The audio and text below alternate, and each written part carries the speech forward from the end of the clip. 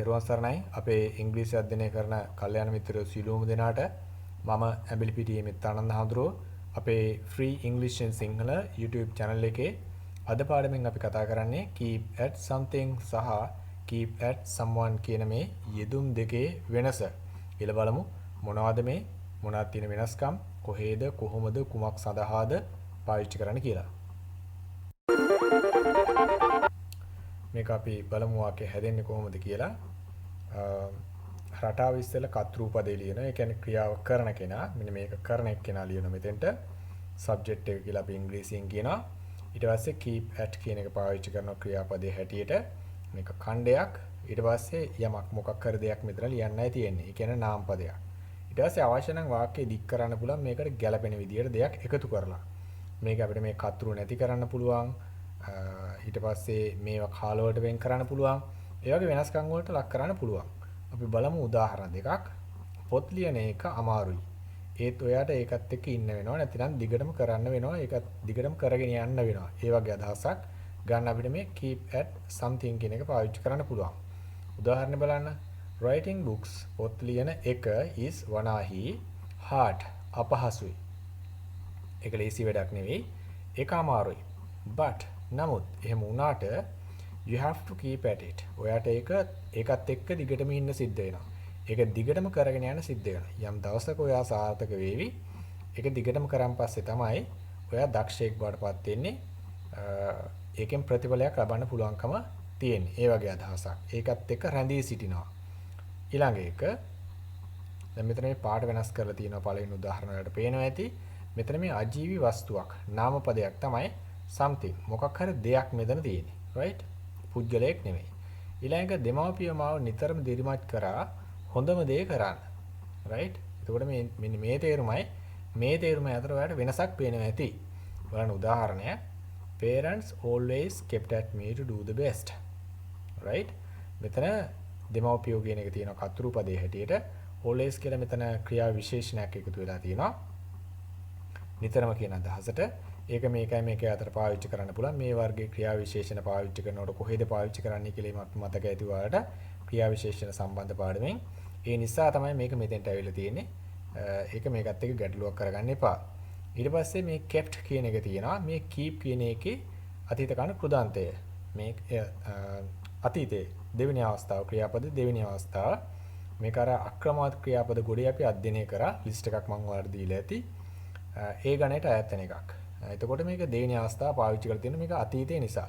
එතකොට මේක පාඩ කරලා තියෙන්නේ මේක කාලවලට වෙනස් කරන්න පුළුවන් කියලා මට පෙන්වන්න අවශ්‍ය නිසා. ඊට පස්සේ මෙතන මේක පාඩ කරලා තියෙන්නේ මෙන්න මේ වගේ නිසා. මෙතන අජීවී දෙයක්, මෙතන ජීවී දෙයක්. එතකොට මේක වෙනස් වුණාන් පස්සේ මේ තේරුමෙත් වෙනසක් එනවා.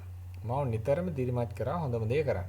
right? එතකොට මේ දිරිමත් කරනවා එයත් එක්ක ඉන්නවා වගේ අදහසක් තමයි එන්නේ. right? ඒක යම් ප්‍රතිඵලයක් දකින්නකම් එයත් එක්ක ඉන්නවා. right? එයාව නිතරම දිරිමත් කරනවා. එයාව නිතරම අපි කියනවා දිරිමත් කරනවා කියන අදහස තමයි මෙතන ගන්න පුළුවන්. do the best. හොඳම දේ කරන්න. නැත්නම් උපරිමය කරන්න. right? ඒ වගේ. අපි තවත් උදාහරණ බලමු. මේක තව ටිකක් පැහැදිලි කරගන්න. මේ තව නිදහසුන් we'll keep at it. අපි දිගටම අල්ලගෙන ඉන්නම් දිගටම සිටීවි. එතකොට මේ අනාගත කාලයේ අදහසක් ඒක නිශ්චිතව කරනවා අදහසට මේක පාවිච්චි කරලා තියෙනවා. අපි ඒක එහෙම කරනවා කියන අදහස අනාගත වාක්‍ය රටාව ඒ අදහස ප්‍රකාශ කරන්න පාවිච්චි කරලා තියෙනවා. එතකොට මේ කාලය වෙනස් වෙලා තියෙනවා මෙතන. ඊළඟට අපි මේක දිගටම කරන්නයි ඉන්නේ. එහෙම සැලසුම් කරලා තියෙනවා. එතකොට මේ අනාගත අදහස ප්‍රකාශ කරන්නම තමයි පාවිච්චි කරලා තියෙන්නේ. are going to නැත්නම් be going to කියලා කියන්නේ gonna කියලා අපි කියන්නේ. මේක අපි කතා කරා. We are going to keep at this. අපි මේක කරන්නයි ඉන්නේ. මේක අපි දිගටම කරනවා අතාරින්නේ නැහැ. මොකක්යි ස්ට්‍රයික් එකක් වෙන්න පුළුවන්. නැත්නම් ව්‍යාපාරයක් වෙන්න පුළුවන්. ඒ වගේ ඕනම දෙයක්. right? එතකොට මේ වාක්‍ය රටාව වෙනස් වෙලා තියෙනවා. කාලය වෙනස් වෙනවා, රටාව වෙනස් වෙනවා. ඊළඟට හරියටම හරි අතාරින්න එපා. yes, keep at it. right? එතකොට මෙතන කර්තෘ කෙනෙක් නැහැ. අර ඉම්පෙරටිව් ගොඩේදී අපි අධ්‍යයනය කරේ ඒ වගේ එකක්. කෙනෙක් දිරිමත් කරන්න අතාරින්න එපා. දිගටම කරගෙන යන්න කියන එකම තමයි අතාරින්න එපා කියලා මම පොඩ්ඩක් වෙනස් විදියට හිතෙන්න දැනෙන්න මම මේ අදහස වෙනස් කරලා මෙතන දැම්මා. ඒක ගැටලුවක් කරගන්න එපා. ඊට පස්සේ don't give up. අතාරින්න එපා. එතකොට මේකෙත් අතාරින්න එපා මෙතනත් අතාරින්න එපා කියන කතාව වෙන්නේ. දැන් මේකයි එක වගේ තමයි. නමුත් මේකේ වෙනස තියෙනවා. මෙතන give up කියලා කියන්නේ අතහරිනවා. ඒක පසුබහිනවා right? never give up කවදාවත් අතාරින්න එපා පසුබහින්න එපා කියලා අපි කියන්නේ ප්‍රසිද්ධ ප්‍රකාශනයක් ඒක. ඉතින් ඒ වගේ අර්ථයක් දෙන එක තමයි keep at it කියලා කියන්නේ ඒකත් එක්ක ඉන්නවා ඒක අල්ලගෙන ඉන්නවා කියන අදහස තියෙන්නේ right? එතකොට මේ දෙකේ වෙනස පැහැදිලි ඇති. අර සිංහලෙන් තමයි එක වගේ මේක පේන්නේ ඉතින්. මම මේක පාවිච්චි කරපු නිසා මම හිතනවා ඒක ඔයාලා පටලවා ගන්න එකක් නෑ කියලා. right? just keep at it. අතාරින්න එපා. වැඩි දිගටම කරගෙන යන්න. right? පොඩ්ඩක් ඒකත් එක්ක ඉන්න මේ පොඩ්ඩක් කියලා කියන්නේ just කියන එක හුදෙක් එච්චරයි කරන්න තියෙන්නේ. ඒ වගේ දහසකට අපිට just කියන එක හුදෙක් ඒකත් එක්ක ඉන්න. එච්චරයි කරන්න තියෙන්නේ. පොඩ්ඩක් ඕකත් එක්ක අල්ලගෙන ඉන්න. right? තව පොඩි කාලයක් තියෙන්නේ.